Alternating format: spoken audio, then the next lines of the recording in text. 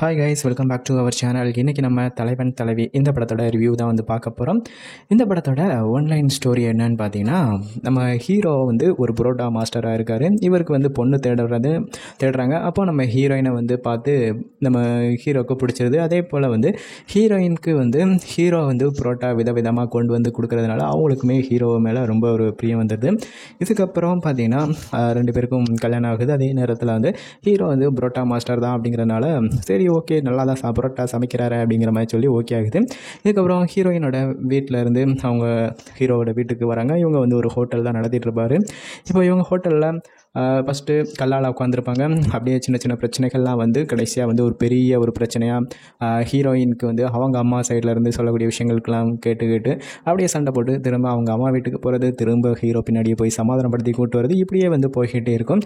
இந்த பிரச்சனை ஒரு கட்டத்துக்கு மேலே ரெண்டு பேருக்குமே டைவர்ஸ் வேணும் அப்படிங்கிற வரைக்கும் போயிடும். கடைசியாக டைவர்ஸ் வாங்கினதுக்கு அப்புறமா கடைசியாக இவங்களோட லைஃப் என்னதான் ஆச்சு, இவங்களோட குழந்தையும் என்னதான் நிலைமை அப்படிங்கிறதா இந்த படத்தோட ஒரு கதையாக அமைஞ்சிருக்கும். இந்த படம் பார்த்திங்கன்னா ஒரு நல்ல ஒரு ஃபேமிலி ட்ராமாவாக அமைஞ்சிருக்கும்.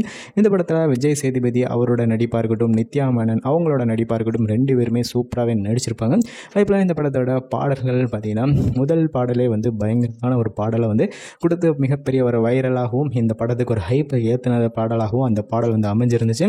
அதே போல் இந்த படத்தில் வந்து ஒரு சில குறைகளும் இருக்க தான் செய்யுது. ஏன்னா வந்து சண்டை போடுற டைமிங்கில் பார்த்திங்கன்னா ஒரே கத்திக்கிட்டே இருந்த மாதிரி ஒரு ஃபீல் கொடுக்குது. பட் ஆனால் அந்த படத்தில் ஒரு ரியாலிட்டியில் நம்ம வந்து ஹஸ்பண்ட் அண்ட் ஒய்ஃப்களில் வந்து நடக்கக்கூடிய வந்து ஒரு சண்டையில் என்னென்ன நடக்குமோ அதுதான் அதில் காமிக்கிறாங்க. பட் ஒருவேளை அந்த சீன் வந்து நமக்கு வந்து ரிப்பீட்டடாக நடக்கிறதுனால ஒருவேளை அந்த இரிட்டேட்டிங் வருதா என்ன அப்படிங்கிறது எனக்கு கொஞ்சம் அப்படி தான் தோணுச்சு. பட் மற்றவங்களுக்கு எப்படிங்கிறது வந்து நீங்கள் பார்த்து சொல்லுங்கள். எத்தனை பேர் இந்த தலைவன் தலைவி இந்த படம் வந்து பார்த்துருந்தீங்க, உங்களுக்கு பிடிச்சிருந்தா இல்லையா அப்படிங்கிற உங்களோட கருத்துக்களையும் மறக்காமல் கமெண்ட் பண்ணுங்கள். அதே போல் உங்களுக்கு இந்த வீடியோ பிடிச்சிருந்தா லைக் பண்ணுங்கள், சேனலை சப்ஸ்கிரைப் பண்ணிக்கோங்க.